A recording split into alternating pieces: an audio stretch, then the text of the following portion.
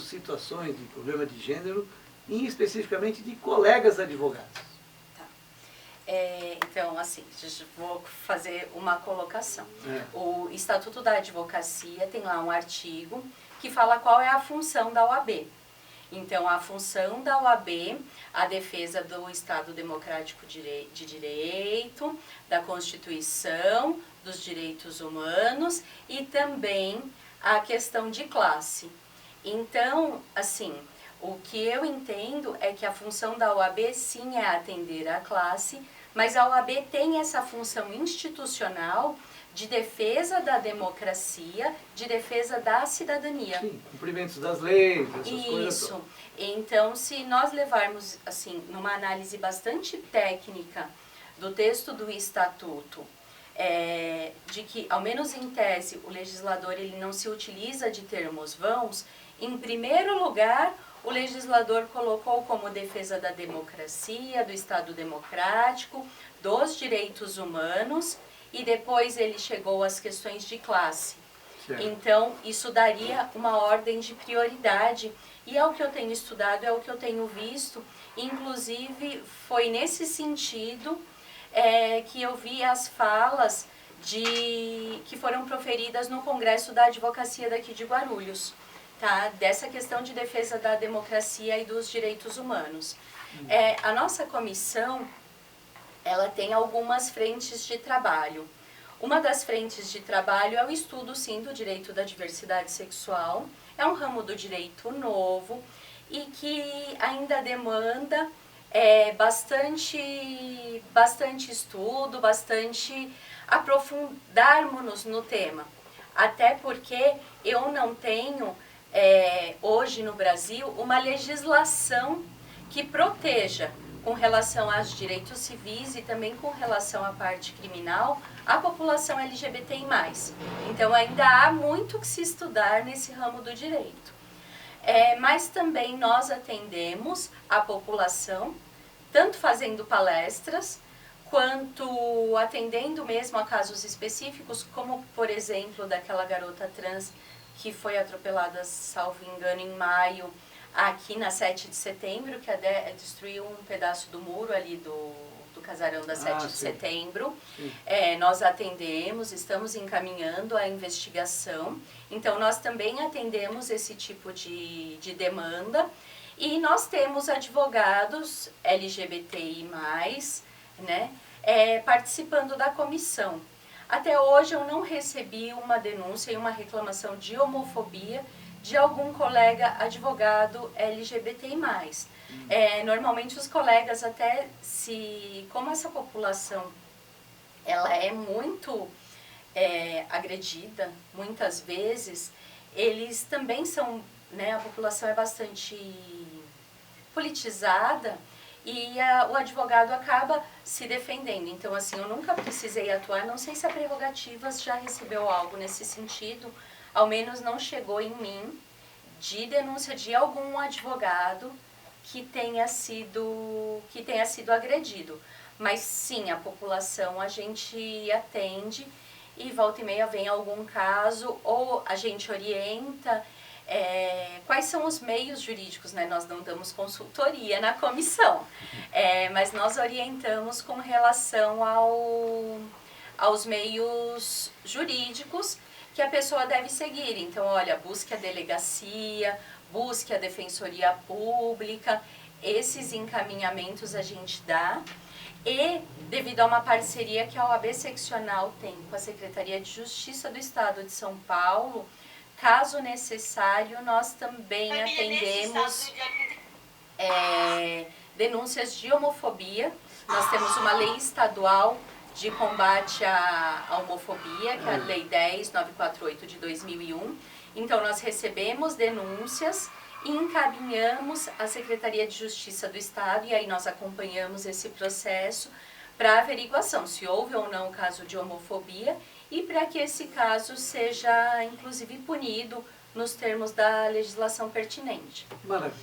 Bom, pessoal, estamos aqui ao vivo, né, no nosso programa Guarulhos de Ontem de hoje, com a minha querida doutora Cíntia de Santos, contando um pouquinho da sua trajetória de vida e falando um pouco da nossa advocacia em Guarulhos, né, da comissão Camila, sempre Comissão me da foi. Diversidade Sexual. Comissão da Diversidade Sexual, né? Isso. E estamos aqui falando sobre essa situação, né? Que realmente a nossa sociedade hoje vem tendo aí bastante conflitos também nesse sentido, né? Então, mas eu quero voltar agora de novo um pouquinho mais na sua trajetória de vida aqui, para você falar um pouquinho mais de você, enfim, da sua atividade como advogada, como mãe, como pessoa, família. Eu queria que você discorresse um pouquinho mais sobre você. Eu? A minha atividade é basicamente no escritório, né, do qual eu sou sócia. A gente atende pessoas físicas, pessoas jurídicas, dando assessoria, né? Cada um ali faz uma parte do trabalho no escritório.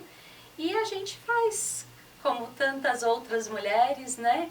Concilia com os filhos, concilia com a casa, o marido, a família, né? A família extensa. E é um desafio. Eu conto com, mais do que um marido, com um companheiro, com um parceiro de vida, que é o Anderson. Então a gente divide tudo. E a casa é nossa, os filhos são nossos, e é dessa forma que a gente vai dividindo, as tarefas. Isso torna o dia a dia mais leve, né? Essa divisão, esse estarmos juntos, lado a lado, torna o dia a dia mais leve. Meus filhos também são 2 anjos, então eu não posso reclamar deles. E a mamãe? É vovó coruja? Ela curte os meus lá filhos têm 2 vovós corujas. Muito corujas, assim, foram os 2 primeiros netos dos 2 lados. Que bom. Então, eles são bastante paparicados pelas avós, pelas tias. Como é que é o nome da vovó por parte do maridão? Como é que é o nome? Dona Maria Célia. Dona Maria Ele Célia. tem mais irmãos também? Ele tem uma irmã, eles têm um priminho, e tem um priminho também pelo meu lado, que não é filho da Carla, mas que é filho do meu tio, que é o Henrico, que é como um sobrinho, porque ele tem a idade do meu filho. Praticamente moram mais ou menos perto? Sim, todo mundo mora mais ou menos perto, e a gente está sempre junto, sempre junto. Maravilha. Aliás, na família, estou junto sempre com os tios, com os primos, meus primos também, a gente está sempre perto, sempre se falando, a família é bem unida. Que bom. Para você, família é muito importante também. É muito importante, por isso que eu brigo tanto pelo respeito às famílias, assim, porque para mim família é muito importante, né? Não é só o termo da lei, né, que é a base da sociedade, eu acredito muito nisso. Por exemplo, nesses casos, né, da homofobia, nesses casos da problema de gênero e tal, você usou muito a expressão violência, né? Sim. O que você acha que poderia ser feito assim preventivamente, né, por parte de todos, né, em especial até da vítima, né? O que ela poderia, assim, de repente comportamentalmente, né, buscar evitar essa violência, essa agressão? Não é fácil, a gente sabe que não é, porque é uma coisa muito voluntária, pode acontecer muito voluntariamente uma agressão contra eu essa acredito situação. que Mas o que você, ou a sua comissão, ou em termos de direitos humanos também, o que pode ser feito, o que está sendo feito, e se existe alguma forma para realmente evitar essa violência? Eu acredito muito que o que evita a violência, principalmente nesses casos de LGBT e fobia, é a educação, é o esclarecimento. Então, eu saber de quem eu estou falando, eu saber que a pessoa que está do meu lado é uma pessoa e que o que ela faz na intimidade dela, ou mesmo a postura dela, o jeito de andar e de falar, não a torna uma pessoa melhor ou pior. Somos diferentes. O dia que nós aprendermos a lidar com as diferenças, a sociedade vai melhorar muito. E eu não digo nem só com relação a LGBT e fobia. Eu digo com relação a tantos outros problemas sociais que nós temos. Quando nós aprendermos a olhar o que é diferente de nós e tivermos consciência de que o diferente não é melhor nem pior. Ele é. Agora, com relação à vítima mudar o comportamento, isso eu não acredito que as vítimas falando de LGBTfobia especialmente, que o homem gay que é afeminado, que ele não tenha que ser menos afeminado, ou que a mulher lésbica que é masculinizada, que ela não tenha que ser menos masculinizada, para dar uma satisfação à sociedade. A pessoa que é trans, que ela não tenha que deixar de ser o que ela é, de falar como ela é, de pensar o que ela é, por conta da violência. Pelo contrário, o violento é que é errado e ele é que tem que aprender a ser tolerante. É certo que nós temos que aprender a dialogar. Isso é fundamental na sociedade. Nós, muitas vezes, não somos educados para dialogar, para resolver conflitos. O advogado é um resolvedor busca a solução, né, de conflitos. De acordo com os fatos que nos é dado, a gente vai buscar o direito da pessoa, né? A gente sabe que nem toda a população tem isso, mas eu acredito que essa educação para tolerar a diferença e para entender que somos iguais na medida das nossas possibilidades, isso é fundamental. Eu acho que por exemplo, nós falamos a princípio, né, e dei muita importância, por exemplo, ao trabalho, né? Eu, logicamente, essa classe social, né, LGBT, parece ter um pouco de dificuldade, né, de buscar um trabalho digno, né? E, lamentavelmente, a gente vê, a exemplo dessa trans que você mencionou aí, que foi acidentada aqui na 7 de setembro, numa situação até de prostituição, né? Como é que você analisa esses dois fatos aí? Por que esse desencadeamento para a prostituição e não para a busca de um trabalho, de um empreendedorismo, já que muitas vezes uma indústria não emprega, um comércio não emprega?